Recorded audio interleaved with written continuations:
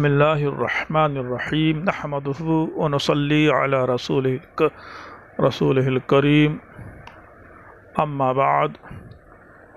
میں ابو رشید شکیل احمد خان قاسمی، مؤسس حرکت الدفاع عن السنہ یوٹیوب چینل آپ سے مخاطب ہوں۔ آج کی مجلس میں آپ کو ایک اہم ترین فریضہ کو سنت رسول صلی اللہ علیہ وسلم کی روشنی میں ادا کرنے کے لیے تدابیر اور کوششیں پیش کرنے کی سعادت حاصل کر رہا ہوں۔ معزز سامعین، ایک عرصے سے غیر مقلدین احناف کو یہ طعنہ دیتے ہیں اور ان پر الزام لگاتے ہیں کہ ان کی نماز حنفی نماز ہے، نبوی نماز نہیں ہے، صحیح احادیث سے ثابت نہیں ہے۔ ان کا الزام اس کثرت کے ساتھ، اتنی ڈھٹائی کے ساتھ ہوتا ہے کہ ہمارے بہت سے پڑھے لکھے نوجوان ان کے اس اعتراض سے مرعوب ہو جاتے ہیں۔ حتیٰ کہ ہم نے دیکھا کہ بہت سے علماء بھی ان کے اس الزام سے مرعوب ہو جاتے ہیں۔ حالانکہ اہل سنت والجماعت کے علماء نے حنفی نماز کو صحیح احادیث کی روشنی کے اندر مرتب اور مدون بھی کیا ہے۔ ان میں سے ایک حقیر سی کوشش میری بھی ہے، بندہ کی بھی ہے۔ میں نے حرکت الدفاع عن السنہ کے زیر اہتمام صحیح صلاۃ الرسول من التحریم الی التسلیم، صحیح صلاۃ الرسول تکبیر تحریمہ سے سلام تک مرتب کی ہے۔ میں یہ چاہتا ہوں کہ اسی کتاب کی روشنی کے اندر سبقاً آپ حضرات کے سامنے تھوڑی دیر ایک درس پیش کیا جائے، جس کو ہمارے تمام معزز اراکین سنیں، اپنے بچوں کو بھی سنائیں اور ان کے دلائل خود یاد کریں، اپنے بچوں کو بھی یاد کرائیں۔ بالخصوص وہ لوگ جن کے طلبہ یا طالبات عالم کورس میں شریک ہیں، وہ ان دلیلوں کو اچھی طرح یاد کریں۔ اپنے مسائل کے دلائل کو یاد کرنا بھی ایک طرح کا اہم فریضہ ہے۔ تو آج کی مجلس میں بطور درس کے ہم فرائض الصلاۃ، فرائض الوضوء و ادلتھا، وضو کے فرائض اور ان کے دلائل پیش کر رہے ہیں۔ اہل سنت کے تمام ائمہ اور حتیٰ کہ غیر مقلدین وضو کو فرض قرار دیتے ہیں، لیکن فرائض وضو میں ہمارا ان سے یعنی غیر مقلدوں سے تھوڑا سا اختلاف ہے۔ ائمہ اربعہ چونکہ وضو کے اندر 4 فرائض کو تسلیم کرتے ہیں، مانتے ہیں، ان کی دلیل قولہ تعالی اعوذ باللہ من الشیطان الرجیم بسم اللہ الرحمن الرحیم یا ایھا الذین آمنوا اذا قمتم الی الصلاۃ فاغسلوا وجوہکم وایدیکم الی المرافق وامسحوا برؤوسکم وارجلکم الی الکعبین، سورۃ المائدہ آیت نمبر 6۔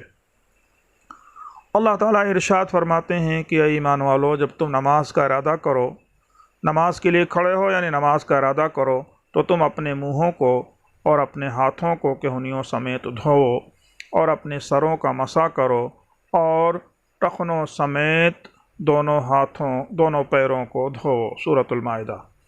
حدیث شریف کے اندر ہے، ابو ہریرہ رضی اللہ تعالیٰ عنہ کی حدیث ہے کہ نبی کریم صلی اللہ علیہ وسلم نے ارشاد فرمایا کہ کسی کی نماز قبول نہیں کی جائے گی اگر وہ بے وضو ہو، یہاں تک کہ وضو کر لے۔ حدیث کے الفاظ ہیں، قال رسول اللہ صلی اللہ علیہ وسلم لا تقبل صلاة احدکم اذا احدث حتى يتوضأ، اخرجہ البخاری و مسلم۔ بخاری شریف کے اندر 335 اور مسلم شریف کے اندر 225 نمبر پر یہ حدیث متفق علیہ ہے۔ حدیث کے الفاظ نوٹ بھی کر لیں، قال رسول اللہ صلی اللہ علیہ وسلم لا تقبل صلاة احدکم اذا احدث حتى يتوضأ۔ رسول اللہ صلی اللہ علیہ وسلم نے ارشاد فرمایا کہ تم میں سے کسی کی نماز قبول نہیں کی جائے گی جب وہ بے وضو ہو جائے، یہاں تک کہ وضو کر لے، یعنی وضو کے ساتھ نماز ہوگی۔ دوسری حدیث ہے، عن ابن عمر رضی اللہ تعالی عنہ قال انی سمعت رسول اللہ صلی اللہ علیہ وسلم یقول لا يقبل اللہ صلاة بغیر طہور ولا صدقة من غلول، اخرجہ مسلم۔ حدیث نمبر 224۔ حضرت عبداللہ ابن عمر رضی اللہ تعالیٰ عنہ فرماتے ہیں کہ میں نے رسول اللہ صلی اللہ علیہ وسلم سے سنا کہ اللہ سبحانہ و تعالیٰ بغیر وضو کے کوئی نماز قبول نہیں فرماتے۔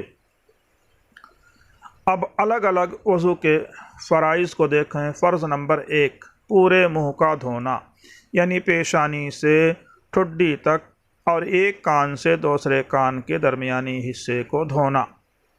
دلیل وہی آیت تھی جس کا ایک ٹکڑا ہے لقولہ سبحانہ وتعالی اذا قمتم الی الصلاۃ فاغسلوا وجوہکم، جب تم نماز کا ارادہ کرو تو اپنے چہروں کو دھوو، جب تم نماز کا ارادہ کرو تو تم اپنے چہروں کو دھوو۔ تو اس میں وضو کا فرض نمبر 1 چہرے کا دھونا ثابت ہوا۔ فرض نمبر 2، دونوں ہاتھوں کو کہنیوں سمیت دھونا۔ دلیل لقولہ تعالی سبحانہ وَأَيْدِيَكُمْ إِلَى الْمَرَافِقِ، وہی اوپر والی آیت ہے جس کا ٹکڑا ہے وَأَيْدِيَكُمْ إِلَى الْمَرَافِقِ، اور اپنے دونوں ہاتھوں کو کہنیوں سمیت دھوو۔ یہ 2 فرض ہوئے۔ فرض نمبر 3، چوتھائی سر کا مسح کرنا، یہ فرض ہے۔ دلیل کیا ہے؟ لقولہ تعالی وَامْسَحُوا بِرُؤُوسِكُمْ، اور اپنے سروں کا مسح کرو۔ اس آیت کریمہ میں براہ راست سروں پر مسح کا حکم ہے، جیسا کہ جمیع اہل سنت والجماعت کا معمول ہے، لیکن غیر مقلدین مسح کے بجائے پگڑی اور ٹوپی پر مسح کرتے ہیں اور اعلانیہ اس حکم کے خلاف عمل کرتے ہیں۔ حالانکہ برؤوسکم، رؤوس کا اطلاق اس بات کا متقاضی ہے کہ براہ راست سروں کا مسح فرض ہو، اس لیے اہل سنت الجماعت کے تمام فقہا براہ راست سر پر مسح کو فرض سمجھتے ہیں۔ فرض نمبر 4، ٹخنوں سمیت دونوں ہاتھ دھونا، دونوں پاؤں دھونا، ٹخنوں سمیت دونوں پاؤں دھونا۔ دلیل قولہ تعالی وارجلکم الی الکعبین، اسی آیت کا آخری ٹکڑا، اور اپنے دونوں پاؤں کو ٹخنوں سمیت دھوو۔ تو باجماع اہل سنت والجماعت بمقتضائے آیت کریمہ مذکورہ اور احادیث مبارکہ دونوں پاؤں ٹخنوں سمیت دھونا فرض ہے۔ اسی پر تمام سلف و خلف کا عمل ہے۔ اس کے برخلاف غیر مقلدین بلا کسی عذر جرابوں پر مسح کرتے ہیں۔ جراب باریک کپڑے کے موزے کو کہتے ہیں جسے وضو میں بآسانی نکال کر پیر دھویا جا سکتا ہے، لیکن نہ جانے کیوں وہ اس فریضہ کا انکار کر کے قرآنی آیت کے صریح حکم پر انکاری ہیں، صریح حکم پر عمل کرنے پر جری ہیں، جبکہ قرآن کریم میں دونوں پیروں کو ٹخنوں سمیت دھونے کا حکم دیا گیا ہے۔ پیروں کے دھونے کی فرضیت کا انکار شیعوں کے علاوہ کسی نے نہیں کیا ہے، اور غیر مقلد لوگ شیعوں کے وارث ہیں، شاید اسی وجہ سے اس میں ان کی تقلید کر رہے ہیں۔ ایک اہم چیز سروں پر مسح کا تذکرہ کیا گیا تھا، اور ہم نے کہا تھا چوتھائی سر کا مسح کرنا فرض ہے۔ حالانکہ آیت میں رؤوسکم مطلق تھا، تو احادیث کے اندر جو ہے عموم کی وجہ سے پورے سر کے مسح کرنے کو سنت قرار دیا گیا ہے، اور کم از کم چوتھائی سر کے مسح کو فرض کہا گیا ہے۔ اس کی دلیل احناف کے پاس موجود ہے۔ احناف کے نزدیک چوتھائی سر کا مسح فرض ہے، جبکہ غیر مقلدین چوتھائی سر کے مسح کی تعیین کو بدعت کہتے ہیں۔ حالانکہ احادیث مبارکہ صحیحہ میں مقدار ناسیہ کا ذکر صراحتاً موجود ہے جو چوتھائی سر کے مساوی ہے۔ چند حدیثیں دیکھیے۔ حدیث نمبر 1، ان النبی صلی اللہ علیہ وسلم توضأ فمسح بناصیتہ وعلی العمامۃ وعلی الخفین۔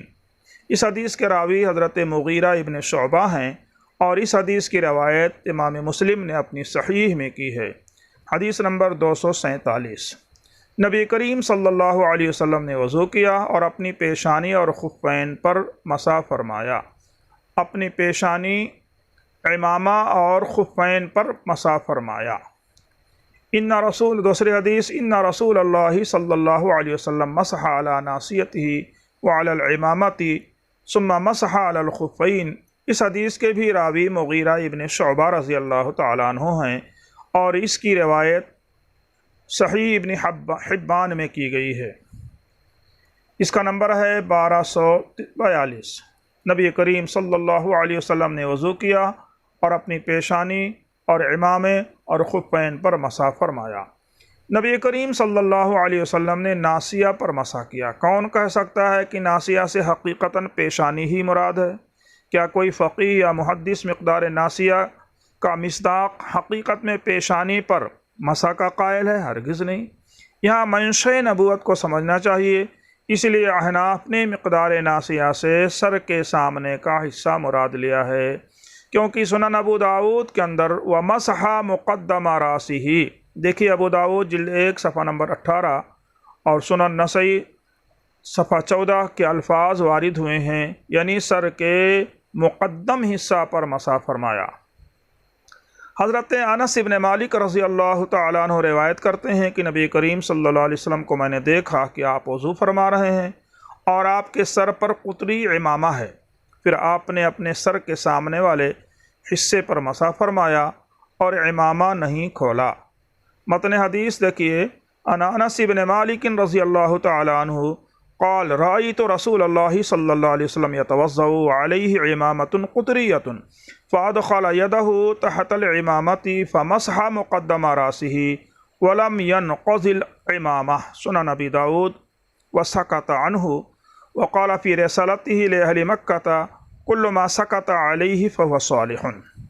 یہ حدیث ابو داود شریف میں ہے 147 نمبر پر اور ابن ماجہ میں 564 نمبر پر ہے۔ محدث عبدالحق الاشبیلی نے الاحکام الصغریٰ میں اس کو صحیح الاسناد قرار دیا ہے۔ تو اس حدیث سے معلوم ہوا کہ عمامہ پر بھی مسح نہیں ہے، عمامہ پر مسح نہیں، جیسا کہ مسلم شریف کے حدیث کے اندر اوپر تذکرہ آیا تھا، یہاں عمامہ کے نیچے ہاتھ ڈال کر کے آپ نے مسح فرمایا ہے۔ احادیث مبارکہ میں چونکہ پورے سر کے مسح کرنے کا تذکرہ بھی ہے، اس لیے احناف اسے سنت کہتے ہیں اور عمومی عمل اسی پر ہے، تاہم اگر کوئی چوتھائی سر مسح کر لے تو مسح راس کا فریضہ ادا ہو جائے گا۔ وضو کے دوران ان چیزوں کا خیال رکھنا چاہیے۔ نمبر 1، اگر داڑھی گھنی ہو اور کھال تک پانی پہنچانا باعث تکلیف ہو تو داڑھی کے ظاہری حصے پر مسح کرنا واجب ہے۔ نمبر 2، اگر داڑھی خفیف ہے، کھال تک پانی آسانی سے پہنچ سکتا ہے تو کھال تک پانی پہنچانا واجب ہے۔ انگوٹھی وغیرہ اگر تنگ ہو تو حرکت دے کر کے کھال تک پانی پہنچانا واجب ہے۔ آج کے درس کے لیے بس اتنا ہی، انشاءاللہ العزیز کل کے درس میں سنن الوضو وادلتھا پیش کیا جائے گا۔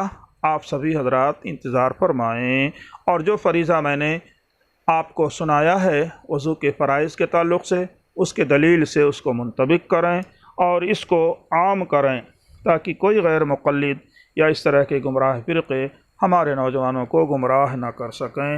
السلام علیکم ورحمۃ اللہ وبرکاتہ۔